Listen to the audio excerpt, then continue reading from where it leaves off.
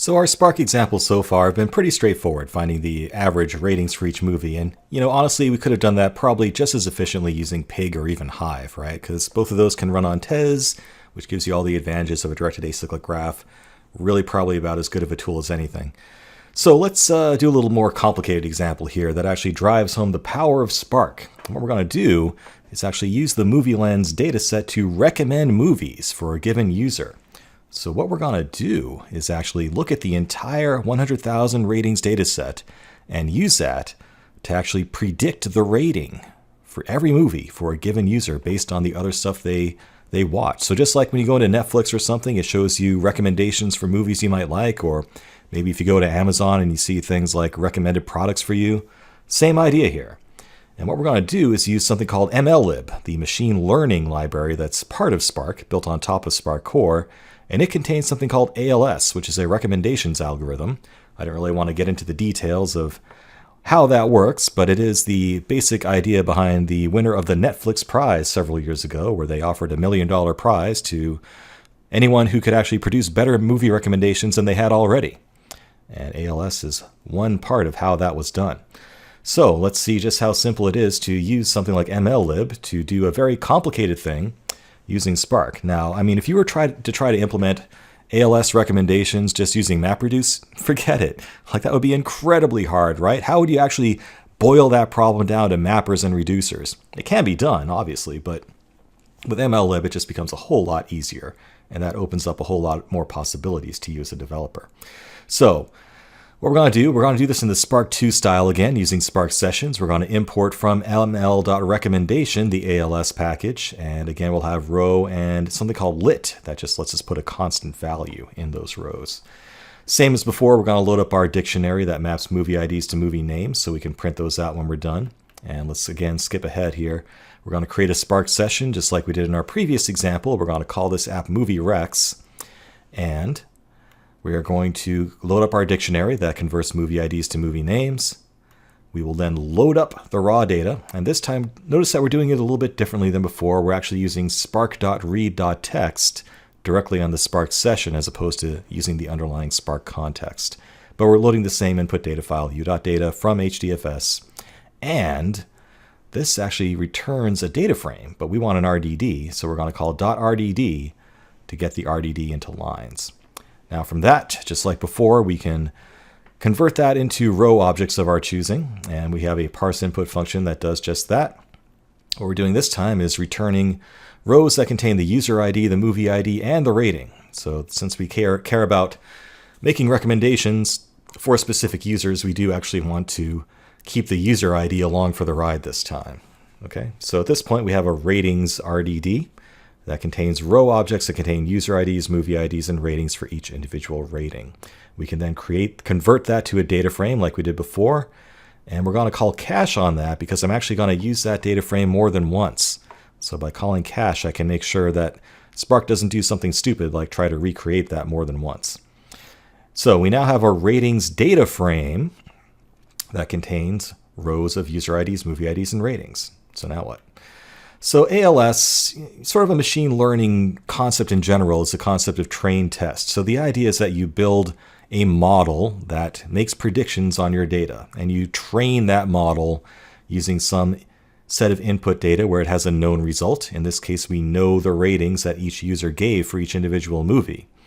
And once we build a model based on that training data, which is our entire Movie Lens data set, we can then test that model by giving it user IDs of people that we don't necessarily know the predictions for a given movie rating, and use that model to predict ratings for movies that maybe a user never even watched. Okay, so that's the basic idea here. Now to do that, I don't want to get into the deep meaning of all these different parameters in the ALS algorithm, but the point is you can do fancy stuff like this with just a few lines of code. So we're going to build an ALS model, okay, using these parameters, and it's going to say that I'm going to feed it a data frame that contains a user ID column, a movie ID column, and a rating column, and those correspond to user identifiers, item identifiers, and ratings. ALS knows what those concepts are. And then I can just call fit on that model with that ratings data frame. So this is basically saying, train my recommendation model on the entire movie lens dataset and give me that model back. And I can now use that model to predict movie ratings for a given user. Now, what I've done here is I've actually fabricated a new user so I can sort of have a persona that I know about. So what I've done is I've gone and edited the u.data file, and I've added 3 rows at the beginning for user ID 0, which didn't exist before. So user ID 0, if I remember right, gave a 5-star rating to Star Wars and The Empire Strikes Back, but a 1-star rating to Gone with the Wind. And you can look up those movie IDs if you want to. That's what those mean. So what we've done here is create a persona of someone who really loves science fiction, but really hates historical dramas. Okay? Reminds me of someone I know. But anyway, that's all we know about this person. So just given those 3 ratings, we're going to ask the ALS model to predict that user's ratings for every other movie. Okay? So first we're going to print out what those ratings are just to make sure that we read them in properly. So we're going to print out ratings for user ID 0. We can then call filter on the ratings data frame to just filter out any given expression. So remember, our user ID column was named user ID, and we can just pass the expression user ID equals 0 to only filter through ratings for user ID 0. And that should come back in the user ratings data frame that we can then iterate through and print out the results, mapping the IDs to names as we go. Now we're going to predict our ratings for other movies.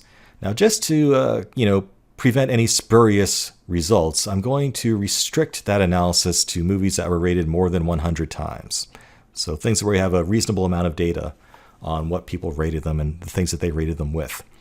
So to do that, I'm going to make a new ratings counts data frame by grouping the ratings by movie ID, counting them up. So now I have an RDD of every movie ID, the number of times that movie ID was rated, and I'm going to filter that. See, I'm kind of like chaining things together here so that only movies that have a count greater than 100 survive into the final ratings counts data frame. So at this point, I have a data frame that contains movie IDs, the number of times that movie was rated, and it only contains movies that were rated more than 100 times. And now what I'm going to do is create a test data frame that I'm going to send to my ALS model. So what I need to give ALS, our recommendation model, is a data frame of all the movie IDs that I want to recommend for every given user. So I'm going to create a new data frame that contains 2 columns, movie IDs, all the unique movie IDs that have more than 100 ratings, selected from my rating counts data frame. And I'm adding a new column called user ID that just contains the value 0 all the time. So what this is saying is that I want to go through every movie that had more than 100 ratings and predict the rating that user ID 0 would have had for that movie. Okay? And if I wanted to predict values for more than one user, I could just keep adding, more user IDs basically, right?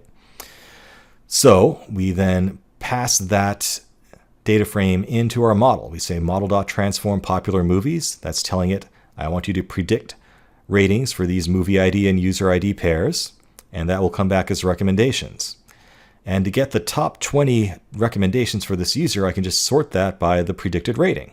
So that's what I'm doing here. I'm saying take the final list of predicted ratings for user ID 0, sort them by the predicted rating in descending order, so the best ones are at the top, and take the top 20. And at that point, I have my final results. All I have to do is iterate through them and print them out.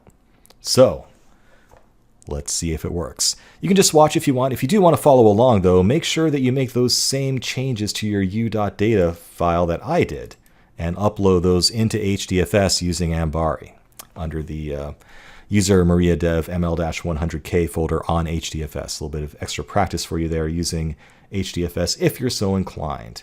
So if you do want to follow along, copy those 3 lines into your u.data file and upload them into HDFS on your little pseudo cluster. So hit pause if you need to do that. But moving on, let's go ahead and I've already done that on mine. So let's go ahead and open up a session. And from the previous lectures, you should already have the script that we need here. That's the movie recommendations als.py script. You can go ahead and take a quick look at it, and yes, that is indeed the same script we were looking at. And let's go ahead and run it. Spark-submit. Movie recommendations als.py, just like that. Kick it off. You'll be surprised at how quick this goes. Oh, I forgot something.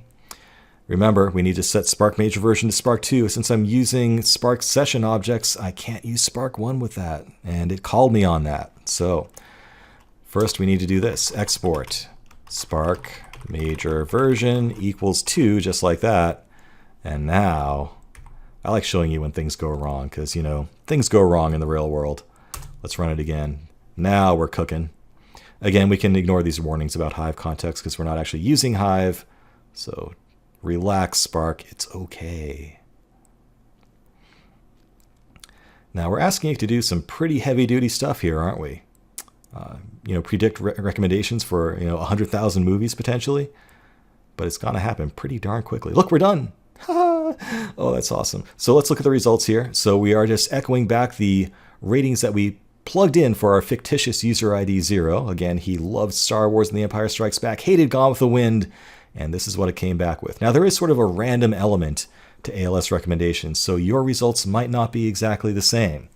But you can see they're pretty reasonable. So Star Wars, the original, came up pretty high. Well, obviously, we didn't filter out movies that we already rated. So, you know, an exercise for the reader would be to do that. But some of these others are pretty good recommendations. The Fifth Element, also a good sci-fi movie.